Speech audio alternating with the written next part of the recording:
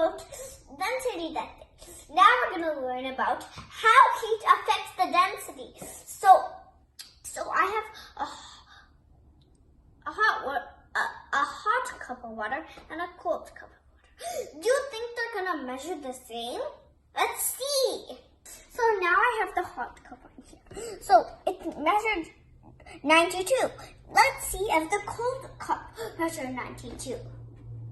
So now we put the cold cup on. It measures 97. Why? Because these are the exactly same cups, and I put just the water is just different. Why? That's because when stuff are cold, the molecules are really close to each other. When stuff are hot, they're relaxing and they're really far away from each other. That's why it measures 97, because all the molecules are making it heavier. Let's say this one has 100 molecules. This one will have 200 molecules. That's how it is. So that's how the cold water weighs more than the hot water.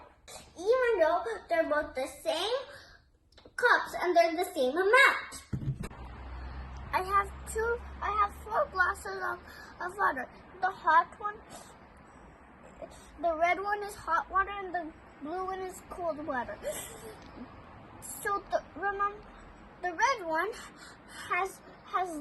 is less heavier than the blue one, because the red one, the molecules in red one are really far from each other, but the molecules in the blue one are really close to each other. That's why the blue one is heavier than the red one. So, and also the blue water is more denser than the red water.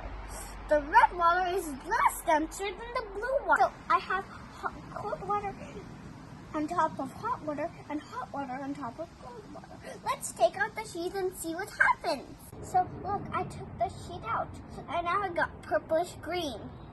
Because of the cold and hot water got mixed up. Now let's take out the red, the sheet of the next one. Look, I took the sheet out, and look what happened. It didn't mix up.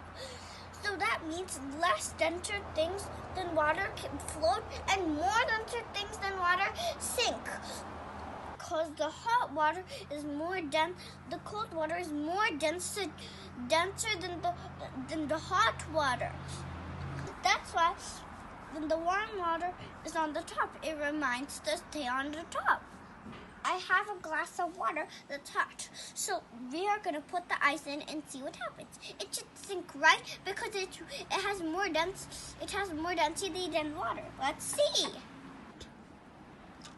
It floats. Why? That's a different experiment for a different day. Bye-bye.